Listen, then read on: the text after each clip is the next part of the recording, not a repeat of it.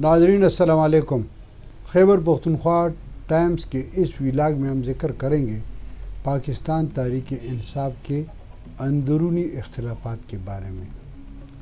ناظرین، جیسا کہ آپ کو علم ہے کہ 27 ستمبر کو ہونے والے عوامی جلسے کے بعد وزیر اعلیٰ سردار علی امین خان گنڈاپور نے فوری طور پر عمران خان صاحب سے اڈیالہ جیل میں ملاقات کی، اور اس گھنٹوں تک جاری رہنے والے اس ملاقات کے بعد تو انہوں نے کچھ نہیں بتایا تھا، مگر دوسرے دن انہوں نے اپنے کابینہ کے 2 اراکین کو استعفیٰ دینے کو کہا۔ ایک تھے شاہرام خان ترکی کے چھوٹے بھائی فیصل خان ترکی، اور دوسرے تھے اسد کیسر صاحب کے چھوٹے بھائی عاقب اللہ خان۔ دونوں نے اپنے اپنے عہدوں سے مستعفی ہونے کا اعلان کر دیا۔ اس کے فوراً بعد وزیر اعلیٰ نے 2 وزراء کی پورٹ فولیوز تھے ان کو بھی تبدیل کیا۔ اس میں ایک مینا خان آفریدی صاحب تھے جن سے ہائیر ایجوکیشن کی وزارت کو لے کر سہیل خان کے حوالے کر دیا، اور دوسرے ان کو اسپیشل اسسٹنٹ سے وزیر کے عہدے پر ترقی دی گئی۔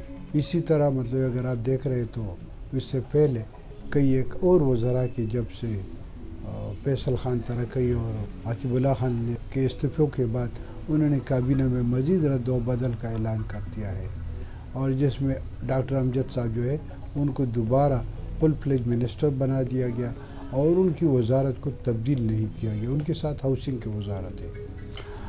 اس کے بعد پھر بنیر میں کچھ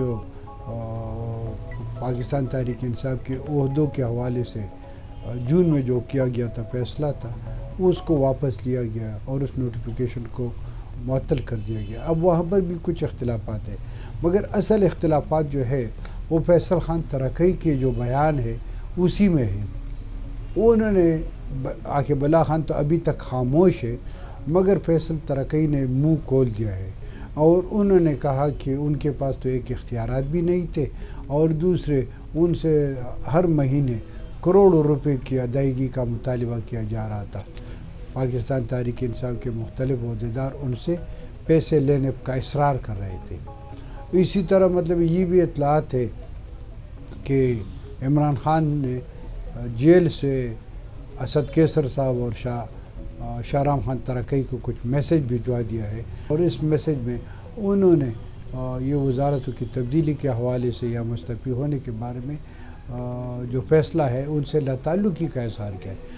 اب عمران خان کے ساتھ تو ہمارا کوئی رابطہ نہیں ہو رہا ہے، مگر اس پر اب بہت زیادہ بحث مباحثے کا سلسلہ جاری ہے، اور پاکستان تحریک انصاف کے درمیان جو پہلے سے گروپ بندی تھی وہ اب تقریباً سامنے آ رہا ہے۔ بہت زیادہ لوگوں کا اصرار ہے اور کہنا ہے کہ اس وقت سردار علی امین خان گنڈاپور کے علاوہ ایک اور گروپ ہے جس کو علیمہ خان لیڈ کرتی ہے، ایک اور گروپ ہے جس کو جنید اکبر صاحب لیڈ کرتے ہیں، اسی طرح ثوابی کے جو اسد کیسر صاحب ہے ان کا اپنا ایک حلقہ احباب ہے، عاطف خان کا اپنا ایک حلقہ احباب ہے، شاہرام ترکی کا اپنا ایک حلقہ احباب ہے، اور یوں دکھائی دیتا ہے کہ پاکستان تحریک انصاف اس وقت تو کئی ایک گروہوں میں تقسیم ہو چکا ہے۔ اسی طرح اگر آپ دیکھ رہے تو قومی اسمبلی کے مجلس قائمہ کمیٹیوں کی جو چیئرمین تھے یا جو ممبران تھے جنہوں نے استعفیٰ دیے تھے، اب وہ بھی پشیمان ہیں، اور ان کا کہنا ہے کہ جب وہ کمیٹیوں میں شامل تھے، کمیٹیوں کی سربراہی ان کے ساتھ تھی، تو وہ حکومتی اداروں سے پوچھ گچھ کر سکتے تھے۔ اب وہ بالکل بے اختیار ہو گئے، اب حکومتی معاملات میں ان کو کوئی عمل دخل نہیں ہے۔ تو یوں دکھائی دیتا ہے کہ جیسے پاکستان تحریک انصاف شتر بے مہار کی طرح آگے جا رہا ہے، کوئی پوچھ گچھ نہیں ہے۔